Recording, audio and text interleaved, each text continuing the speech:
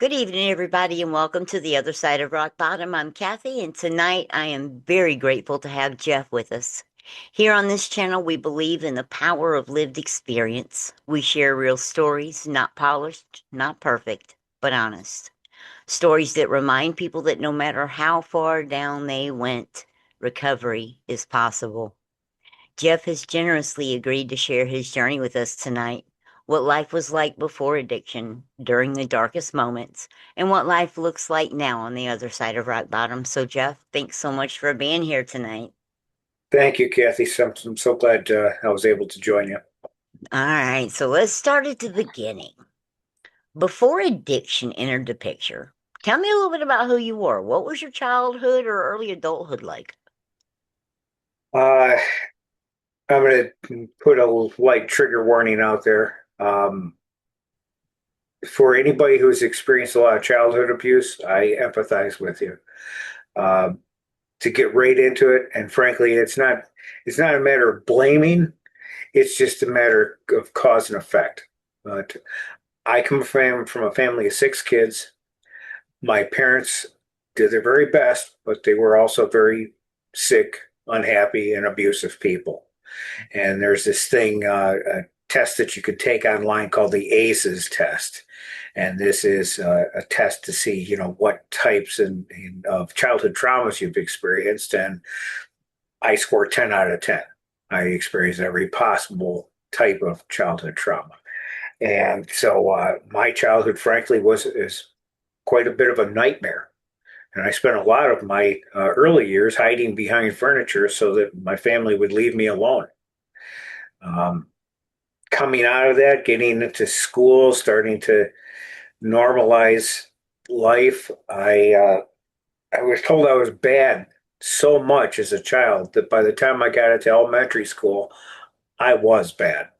I was truly bad, and I started committing felonies in the second grade, and Mm. I committed felonies all throughout high school, and after I got out of high school, and frankly, the people that knew me best were the people that I hung out with and got into trouble with, and they still know me better than anybody. People who met me after I stopped being a criminal, being active in that, they don't know me as well. The guys that got into trouble with me, they know me better than anybody in my modern life. So Right. Okay. How would you describe yourself as a child? Were you happy, scared? What? I was a class clown. I slowly became kind of a bully. Um, there's two types of punks. There's mouthy and punchy, and whereas I personally was of the mouthy punk variety, all my close friends were punchy, so I'd mouth off and they'd back it up, and we got away with a lot of stuff like that. So I'd say that I don't know, I was like I said, a class clown. I wasn't always trying to get attention, but when I wanted it, I got it. Right. Okay.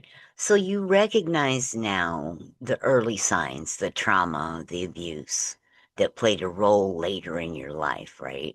Yeah. Looking back, is there anything that you wish someone had noticed or asked you back then? Oh, it's my traumas were so many and so severe. I don't know that there was any one thing that really could have done anything for me. It was for many years. It was ongoing, and my parents, unfortunately, they were unhealthy and unhappy right until they passed away, and so it didn't stop until they were no longer with us. I'm sorry. I can relate as far as my father goes, with you there. So let's walk in a little bit. How did drugs or alcohol or your substance first enter your life? Well, again, I always hung out with a rough crowd. And so by the first year of middle school, or at the time we called it junior high school, uh, by that time, I was already experimenting because my friends were experimenting. And it started out with weed, and I tried it one time and nothing happened. I'm like, oh, that's no big deal. I don't know what all the excitement's about.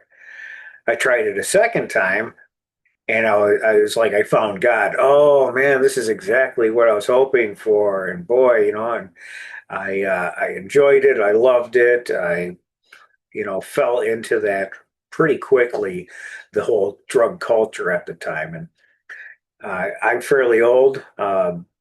I graduated in 1983. I'm 60 years old right now. And so back then, the major drugs were uh, cocaine, mescaline, some speed, some barbiturates, alcohol, weed, and anything that you could possibly smoke. And that's what was popular back then. We didn't have crystal meth or ecstasy or any of these modern designer drugs at the time.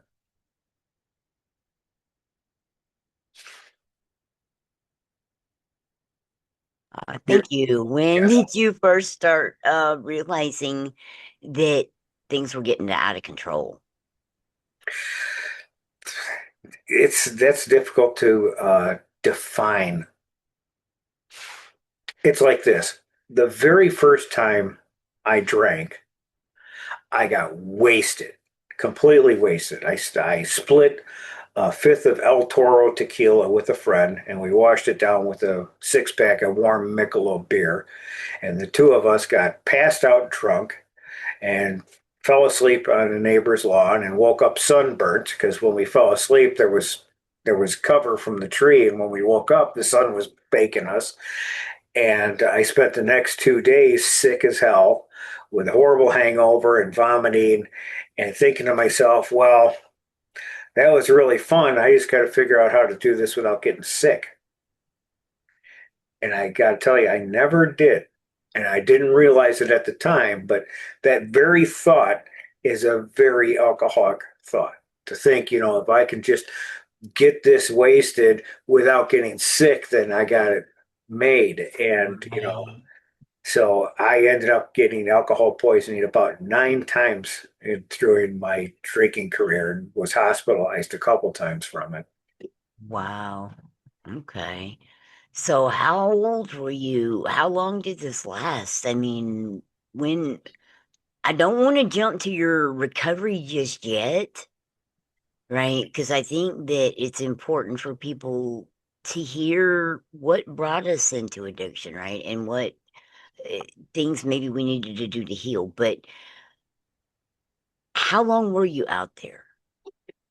Uh, Again, it's a little bit complicated. I'm not a standard case at all. So I know you said not to get into it yet, but in 1989, I experienced two things. First, I was able to admit that I was an alcoholic in Okay. 1989. I realized that I drank too much at times and things got out of control. And I went to some AA meetings with a friend and I listened in and I thought to myself, well, I'm an alcoholic, but I'm not as bad as these guys. And so I used that as an excuse to say, I don't have a problem. I'm an alcoholic, but I can handle it, was the thinking in 1989.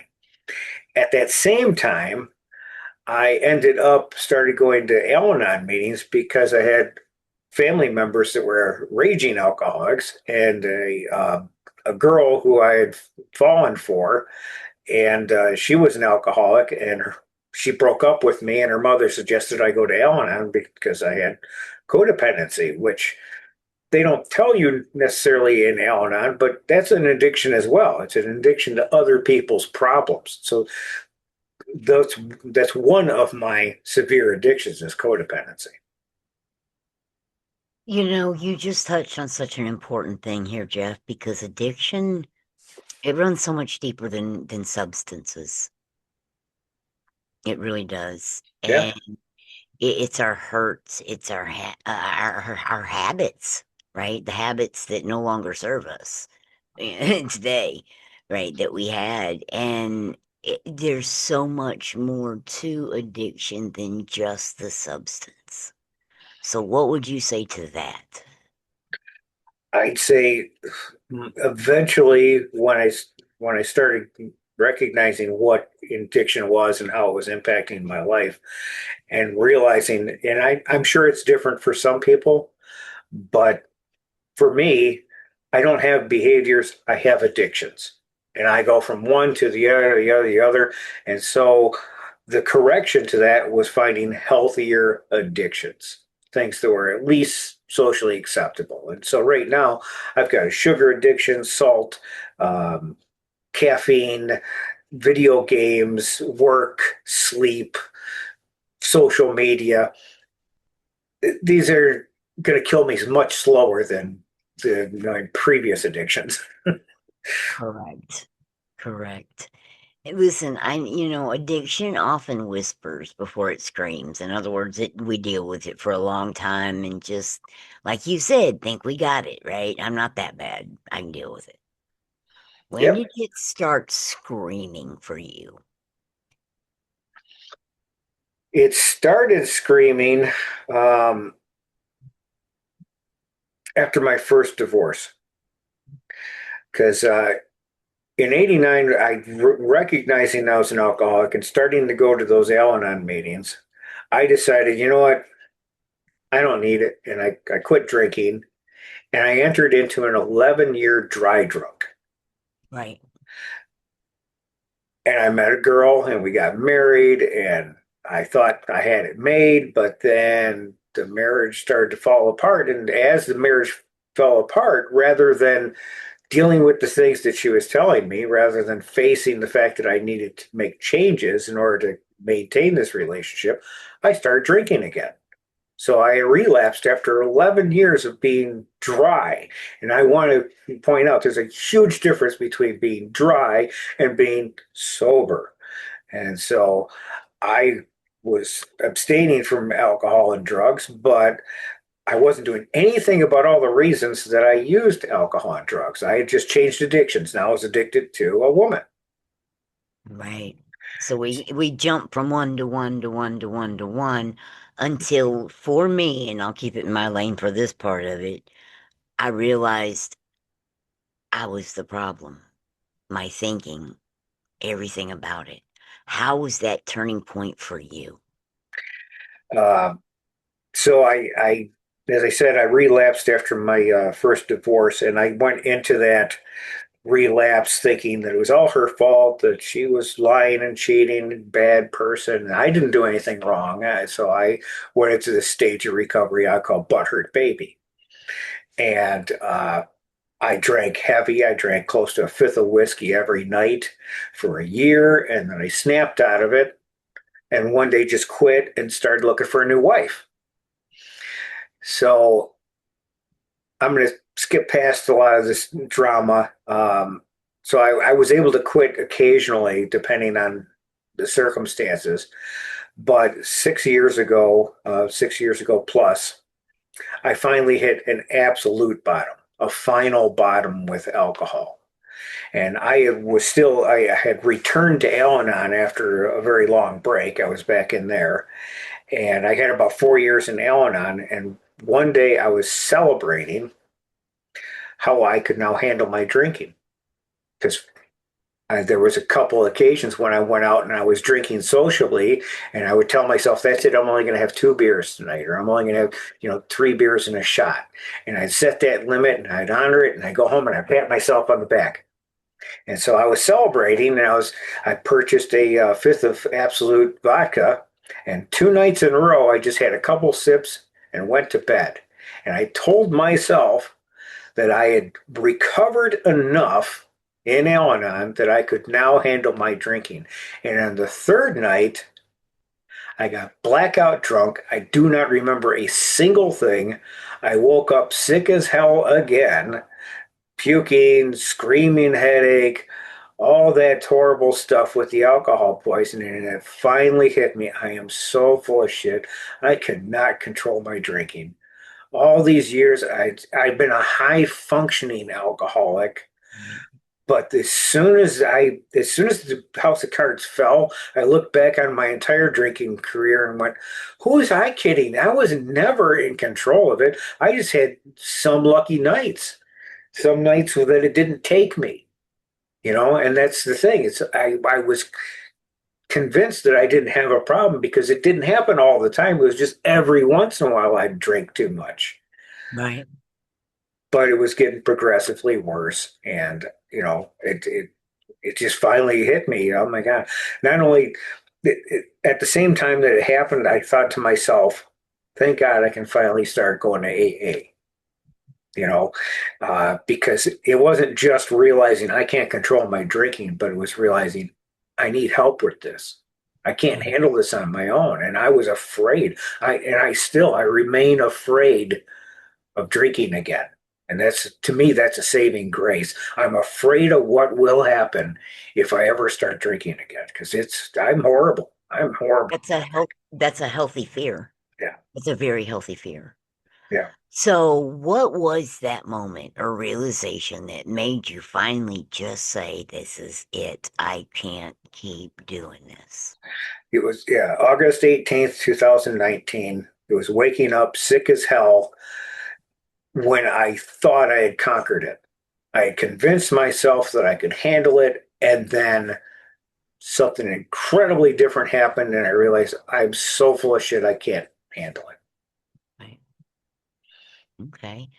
In the beginning, was there someone there to help? Was there an organization? I know you mentioned AA. Did you reach out to them? What was the first little bit like for you? Yeah, I basically changed fellowships.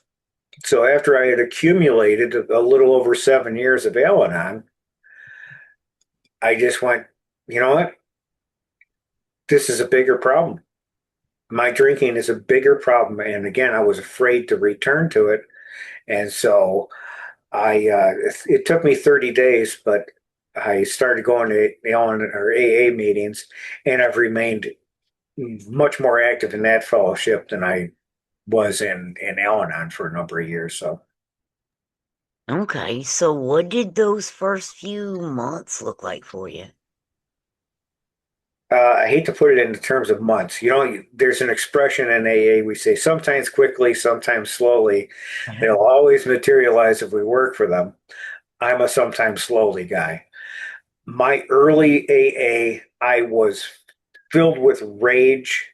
I had experienced a whole bunch of very terrible personal traumas, major losses because of my codependency addiction. So I in 2017, I think it was. I lose track of these things. Yeah, 2017, I experienced what's called a psychotic break. And so it was 3 years into my healing from a psychotic break that I finally hit bottom with alcohol. And I had stayed in Al-Anon that whole time. And then like I said, switched programs. Um, so I'm sorry, what was the question again? Just what did the beginning of Oh yeah, recovery? yeah, the filled with rage. And so I entered into a stage of recovery called dry drunk, where I was sober, but I wasn't really dealing with my alcoholic thinking. I was going to meetings, I had a sponsor, I was reading the big book, but I wasn't working the program the way it's written. Right. I was working Jeff's program and not the program of AA. After 3 years, I finally had enough of that. I'm like, I got to start doing this the way other people are saying because I'm not getting anywhere. I'm still pissed. I'd wake up in the morning and want to kill people. I was just completely filled with anger. And so I took advice. I started doing doing the program the way it's written. I got the 12 and 12. I wrote out all my resentments. I got 13 pages into my resentments and went, ah, well, that's a good start. Right. I discovered that I was truly a resentment factory, that I had people that I was still pissed off at from preschool, and I was dragging all this anger throughout my life. And, it just came down to the fact that I can't process my emotions very well. I needed a program to teach me how to process emotions. And that is the for me. I'm gonna keep it. I always have to keep it in my lane because not everybody uses the same, and not everybody heals the same, right? But what I have found both personally and professionally is that I too was one of those. Anger was the only emotion I knew. I didn't know emotional regulation. Hell, I didn't even know what emotions were because growing up in my environment, it was F your emotions. You cry, I'll give you something to cry for. Oh yeah, I heard that so many times. Right? So anger was, and that was all I ever saw my dad do. So that's all I ever knew.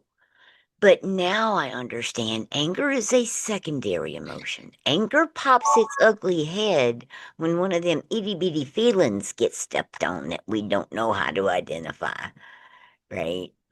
And the healing. So, how did you heal? What did you do to help heal to where you were able to get past that? Well, the taking AA seriously and doing it the way it was written was a major improvement. But after a couple years of that, I realized I still have some pretty severe anger issues. And I was getting in trouble on Facebook. I was getting kicked out of groups and getting into fights with people, and my account was getting blocked and suspended all the time. And I had met this lovely woman who lives in Belgium, a Filipino woman who is a trauma specialist, and I met her in some spiritual group. And one day she gave me some unsolicited advice, and I tore her apart. I ripped her apart. It just went right in. And I'm very intuitive. So when I attack somebody, they feel it. And I hurt her. I hurt her bad. And uh, she ended up being my saving grace. She was able to process that. She came back to me after a number of days and she said, I had to stop and think about this. And Jeff, I want you to know that I understand. I know that you're hurting. I didn't mean to hurt you. I didn't mean to offend you, but you can't talk that way to me ever again. And I said, "Oh, sorry."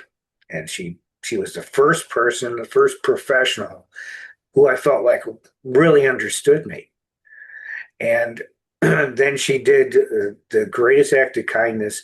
She gave me treatment for free because I told her flat out, I can't afford anything right now. I wish I could because I'd hire you. I'm so impressed with how you handled me because I know I'm a handful.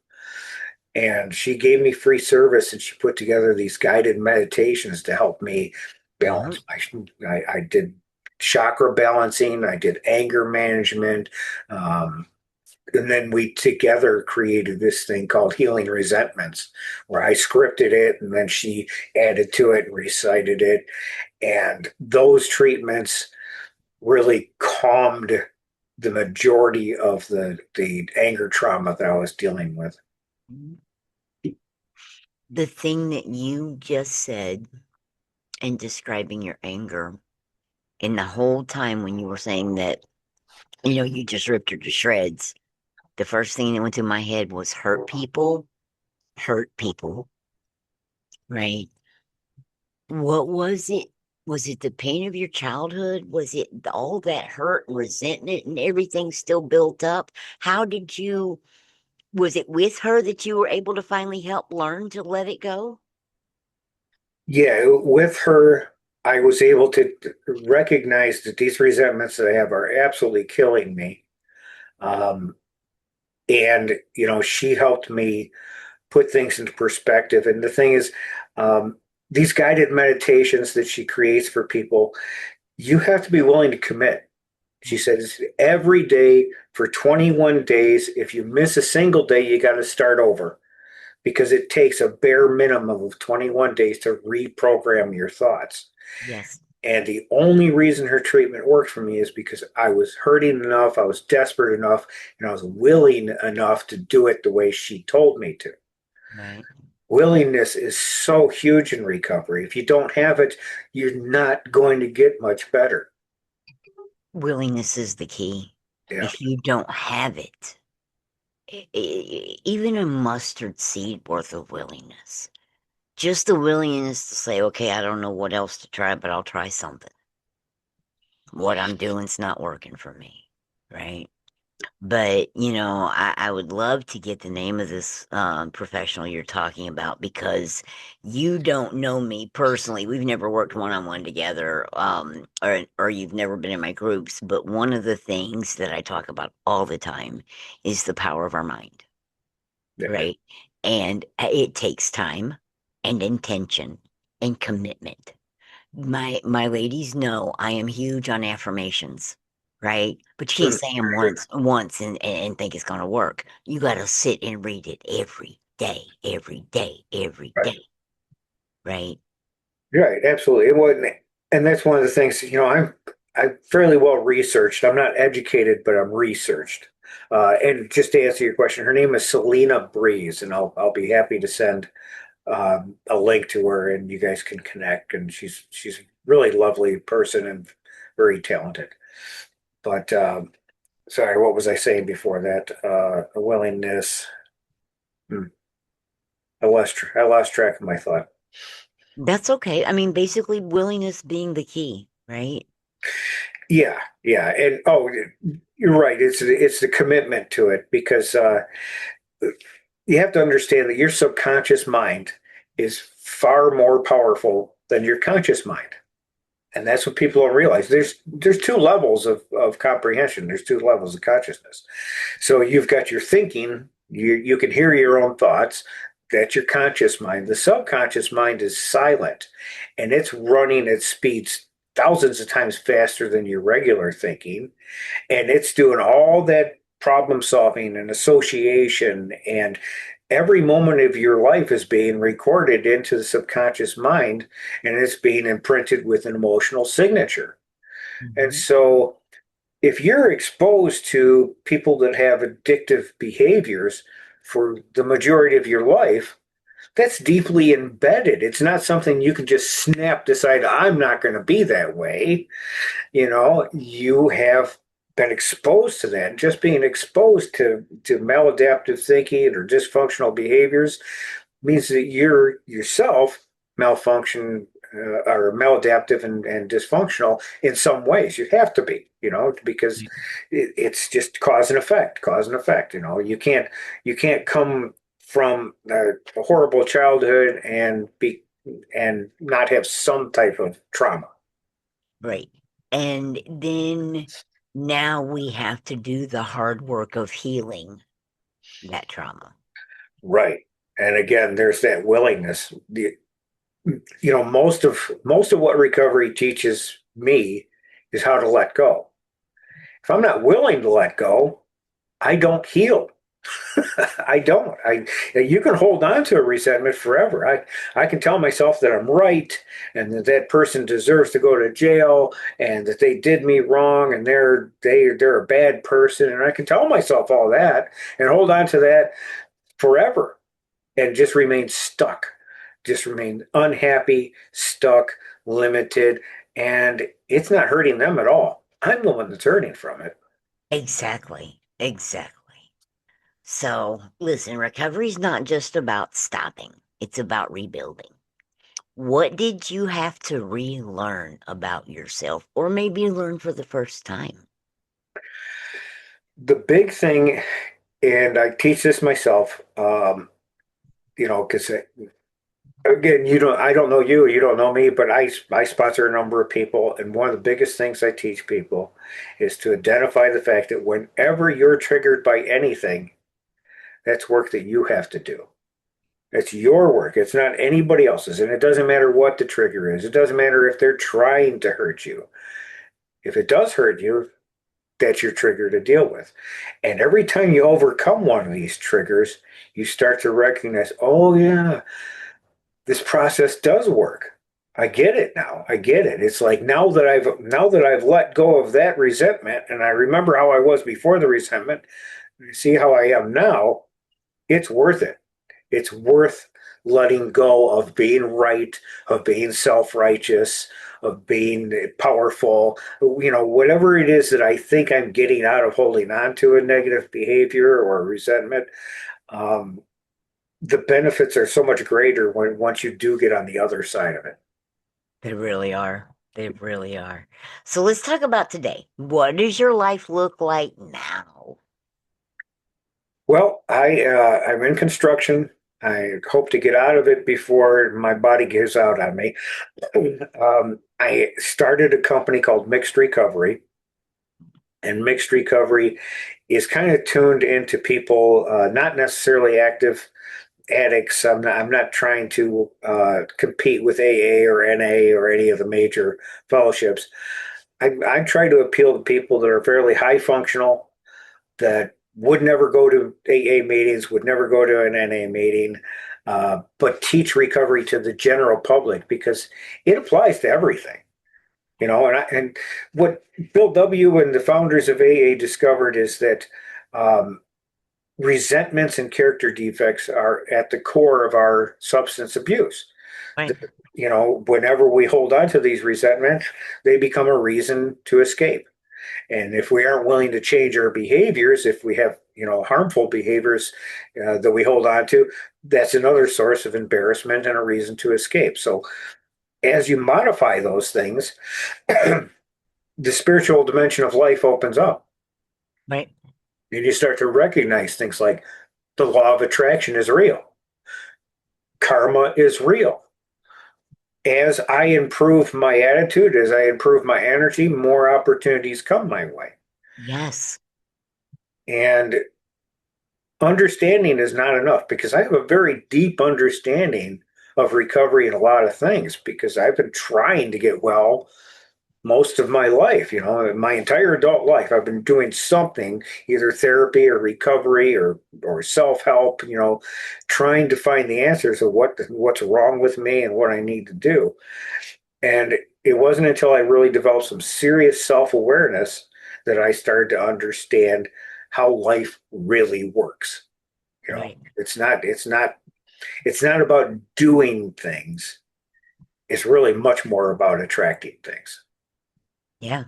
Yeah. Because how we think, how we act, and what we attract says a lot. I mean, my mom used to say, you're associated by the company you keep.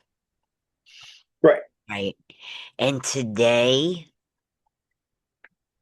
I'm very mindful of that. And that was one thing that I just remember back during my bad days, I wasn't associated with the best of the best of the best. Let's just put it that way. All right. So, but listen, is there something about recovery that you never imagined would be possible for you, but now is?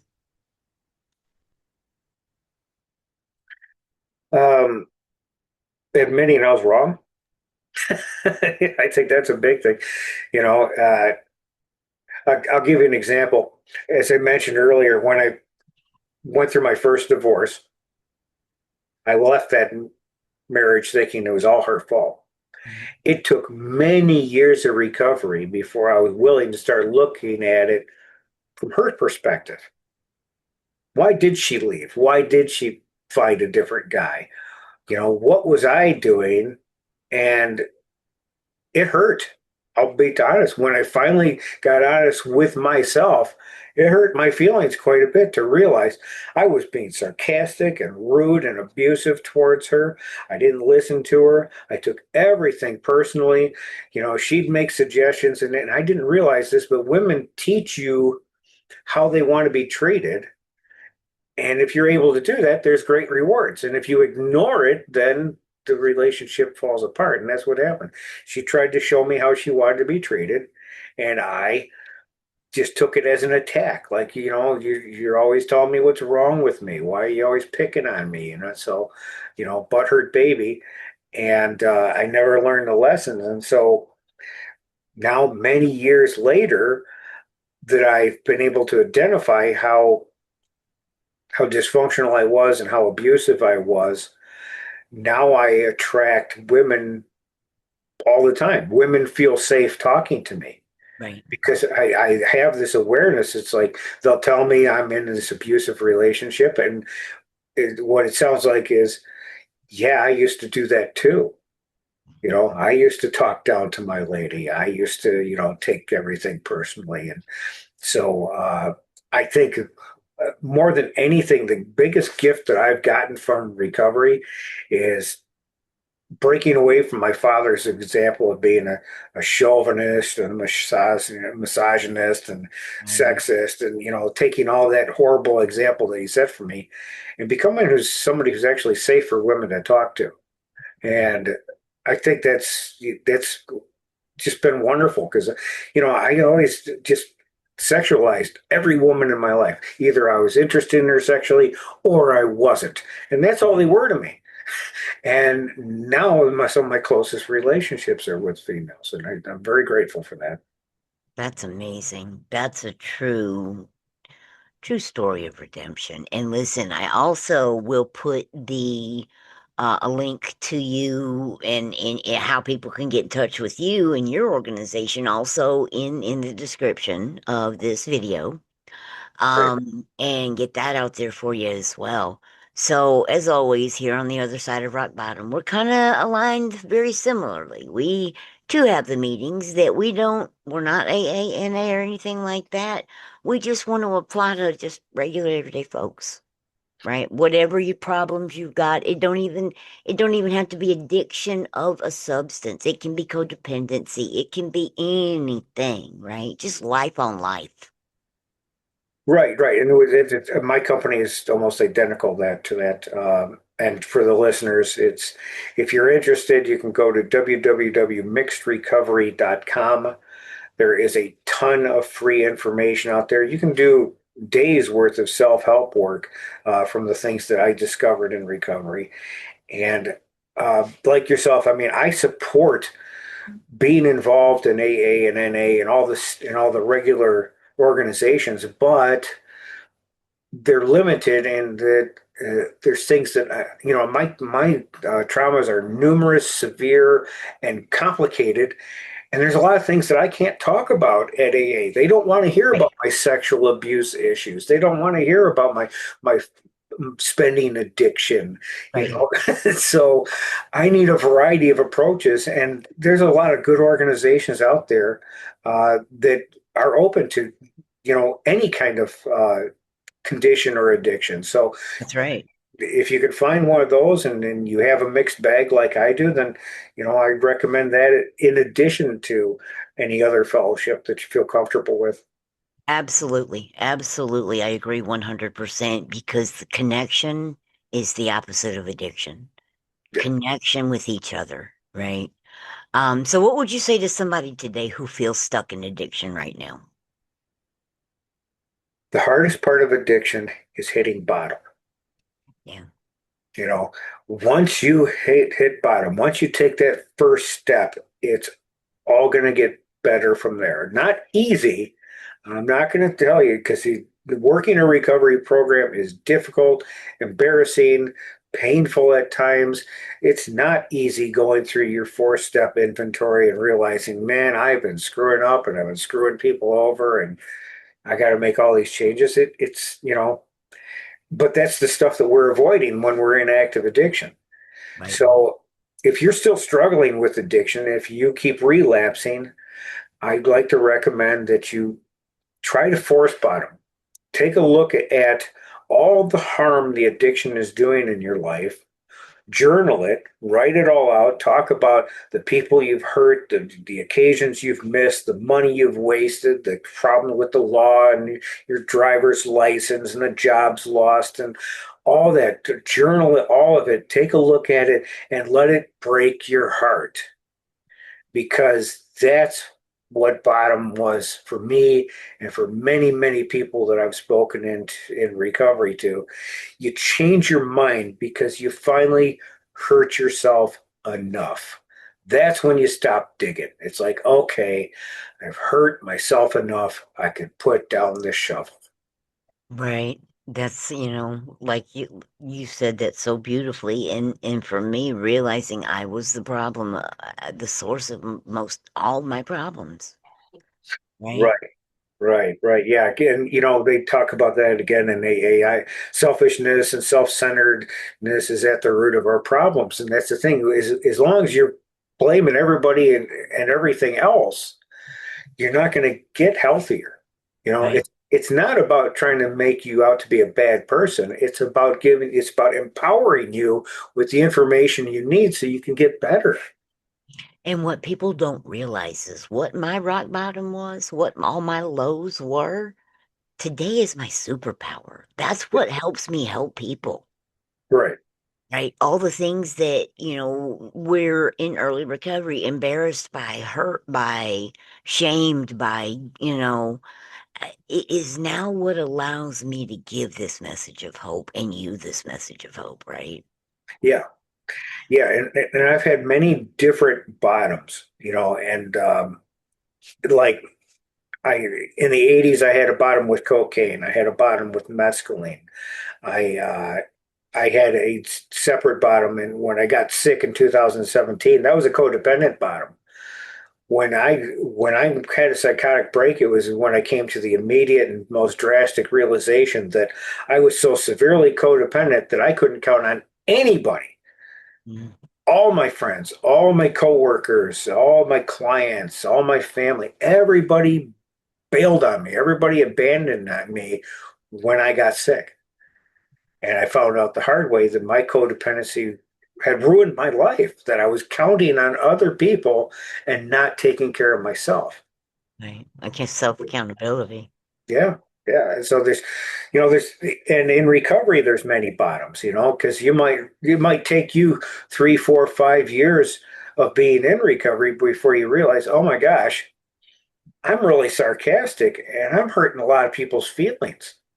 And that's what it was for me. It's like it took me several years of recovery to realize that my mouthing off all the time was hurting people. Yeah. And I didn't want to do that anymore. Yeah. It took me about 6 years in. Yeah. It took me about 6 years in. And then, because I heard something I said, and I was like, ooh, I was like, I don't want to sound like that anymore. Right. I just don't. Not today. I want my words to be more loving, caring, and healing. So what keeps you choosing recovery today? Uh, I have to say something greater than myself because I'm lazy. It's not easy. Um, it took a lot of surrender to get to the point where I realized, okay, this needs to be a daily thing. Oh yeah. And so thankfully, I got myself plugged into a number of different daily sources. My social media is mostly recovery related. So I do moderation and administration in a lot of different Facebook groups. I post daily inspiration. I I make sure that I'm always sponsoring somebody, and like I've set aside Sunday as my sponsorship day, and that's when I hear from most people. And that it's so humbling. It's so humbling, those constant reminders of just how bad it can get and what'll happen to me if I don't stay with some type of recovery program. And the humility and honesty to just recognize I'm always going to be an alcoholic. Right. That I understand there's a number of philosophies where people say, "Oh, I'm cured. God lifted my addiction," and I'm like, "Oh, I'm not going to take the chance believing that. I'm more comfortable realizing that if I stay in recovery, I can put my conditions in remission, but they're always there. Right. And just like I was a criminal when I was in school, if I don't have a close relationship with my higher power, I can become a criminal again. It's always there. That criminal mentality has always been there my whole life. I didn't just become an angel one day. Right. But I just don't choose. I don't allow myself to behave that way. I don't allow myself to act on those things. And that's what, it happens as we go through this recovery process. The conditions and the character defects, they're always there, but we put them in perspective and they don't control our lives anymore. Okay. Well, one final question, my friend, and I ask this when I close out every interview. What is life like on the other side of rock bottom for you? Uh, it's a massive relief. No matter how difficult life gets, no matter what challenges I face, I have two things that I can absolutely count on. The connection I have developed with a higher power and recovery. I know I can count on those two things to get me through anything. And so that's the main reason why drugs and alcohol are not an option because I don't need them anymore. I just don't need them anymore. I did need them at one time, but now I have something that's more consistent, more reliable, a lot less damage, and a lot less expense. It doesn't cost me anything to go to a recovery meeting. If I don't have the money, they don't kick me out. So Right. That's a wonderful perspective. That really is, Jeff. Thank you so much for your courage, your honesty, and your willingness to share your story tonight. absolutely. Stories like yours, my friend, saves lives, even if we don't see it happening. So if you're watching this and something Jeff has said resonated with you, please know this: you are not alone. You're not broken beyond repair. If this video helped you, please like, share, and subscribe to The Other Side of Rock Bottom. I'm also going to include Jeff's information in the video description, so check for that below. And again, Jeff, what was the website? www.mixedrecovery.com. All right. Thank you so much. Guys, drop a comment below. Let Jeff know what stood out to you. And if you're looking for support, connection, or community, click the links in the description. And just for today, guys, keep going because there's life on the other side of rock bottom.